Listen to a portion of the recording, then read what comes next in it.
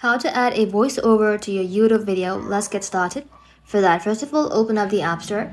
In the search bar, you have to go ahead and simply search for the app that's called CapCut, and then download it in your mobile device.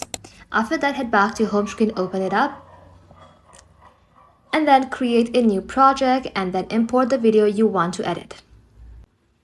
Now in search here, you need to go ahead and simply move the playhead to the point where you want the voiceover to begin.